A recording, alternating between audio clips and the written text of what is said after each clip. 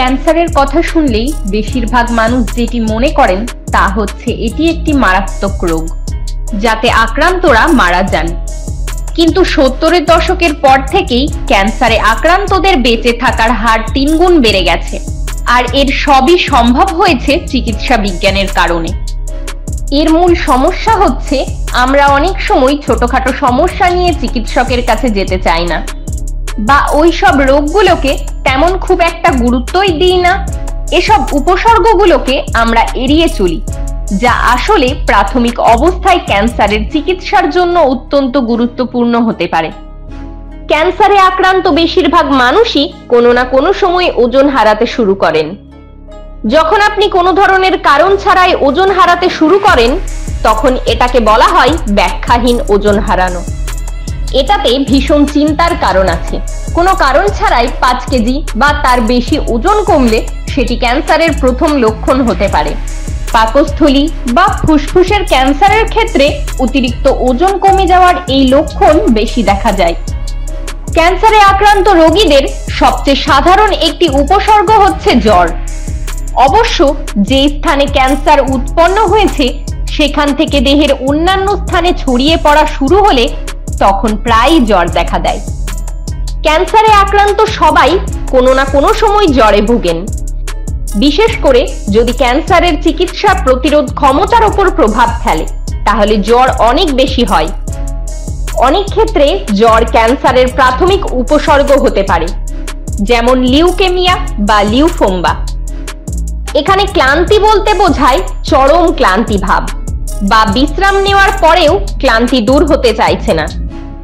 Cancer বাড়ার সাথে সাথেই এটি একটি গুরুত্বপূর্ণ উপসর্গ হিসেবে দেখা দিতে পারে। কিছু কিছু ক্যান্সার যেমন লিউকোমিয়ার ক্ষেত্রে দেখা দিতে পারে। কিছু কোলন বা মলাশয় ও পাকস্থলীর ক্যান্সারের ক্ষেত্রেও রক্তপাত হতে পারে, তবে এটা সব ক্ষেত্রে হয় না। এর কারণেও ক্যান্সারের সময় অতিরিক্ত ক্লান্তি দেখা দিতে পারে। ত্বকের ক্যান্সার ছাড়াও আরো কিছু রয়েছে যাতে আক্রান্ত হলে ত্বকের পরিবর্তন দেখা দিতে পারে। এর লক্ষণ ও উপসর্গের মধ্যে রয়েছে ত্বক লাল হয়ে যাওয়া বা হাইপার পিগমেন্টেশন ত্বক, ও চোখ হলুদ হয়ে যাওয়া বা জন্ডিস, ত্বকে অতিরিক্ত চুলকানি। এর কারণেও ক্যান্সারের সময় ক্লান্তি দেখা দিতে পারে। কোষ্ঠকাঠিন্য, ডায়রিয়া বা আপনার মলের আকারের দীর্ঘদিন ধরে পরিবর্তন, এগুলি মলাশয়ের ক্যান্সারের লক্ষণ হতে পারে। অন্যদিকে প্রস্রাব করার সময় রক্তপাত বা মূত্রাশয়ের কার্যকর্মের পরিবর্তন, যেমন আগের তুলনায় কম বা আগের তুলনায় অনেক বেশি প্রস্রাব করা ইত্যাদি মূত্রাশয় বা প্রোস্টেট ক্যান্সারের লক্ষণ হতে পারে। অনেকেই জানেন না যে দেহের মধ্যে যদি কোনো তিল বা আঁচলি থাকে, সেটা যদি বেড়ে যায় বা সেটা থেকে যদি ব্যথা হয় কিংবা সেটা থেকে যদি রক্তপাত হয়, তাহলে সেটি ত্বকের ক্যান্সারের একটি লক্ষণ হতে পারে। কিন্তু শরীরে যদি কোনো ক্ষত থাকে যেটি 4 সপ্তাহের পরেও ভালো হয় না বা সেরে যায় না, এমন ক্ষতের প্রতিও আমাদের লক্ষ্য রাখা উচিত। মুখে যদি এমন কোনো ক্ষত হয়, তাহলে সেটি মুখের ক্যান্সারের লক্ষণ হতে পারে। আপনার মুখের যে কোনো পরিবর্তন যদি দীর্ঘ সময় ধরে থাকে, তাহলে অবশ্যই আপনাকে একজন চিকিৎসক বা ডেন্টিস্টের পরামর্শ নিতে হবে। ক্যান্সারের ক্ষেত্রে প্রাথমিক অবস্থায় কিংবা তা ছড়িয়ে পড়ার পর অস্বাভাবিক রক্তপাত হতে পারে। পরে কাশির সাথেও রক্তপাত হতে পারে, সেটি ফুসফুসের ক্যান্সারের লক্ষণ হতে পারে। অন্যদিকে যদি মলের সাথে রক্তপাত হয়, তাহলে এটি মলাশয় ক্যান্সারের লক্ষণ হতে পারে। অনেক ক্যান্সার আবার ত্বকের মাধ্যমে শনাক্ত করা যেতে পারে। এ ধরনের ক্যান্সার সাধারণত স্তন গ্রন্থি এবং শরীরের নরম জায়গায় হয়ে থাকে। এক্ষেত্রে দেহের শক্ত ভাগ বা মাংস জমে আছে এমন ধরনের অনুভূতি হয়।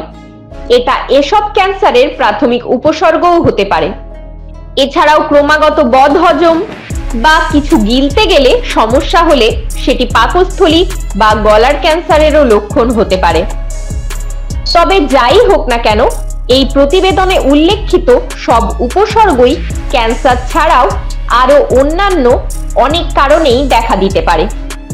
দীর্ঘদিন ধরে একটানা কাশি ফুসফুসের ক্যান্সারের লক্ষণ হতে পারে।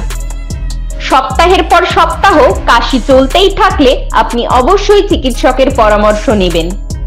এছাড়াও কণ্ঠস্বরে পরিবর্তন আসলে তা ষড়যন্ত্র বা থাইরয়েডের গ্রন্থিতে ক্যান্সারের উপস্থিতি নির্দেশ করতে পারে। তবে যাই হোক না কেন, কোনো বিষয়কেই ছোট ভেবে ফেলে রেখে অবহেলা করবেন না। অবশ্যই একটি চিকিৎসকের পরামর্শ নেবেন। আর এ বিষয়ে আরো কিছু জানার থাকলে অবশ্যই বিশেষজ্ঞদের সাথে পরামর্শ করবেন। সবাই ভালো থাকবেন, আবার দেখা হবে।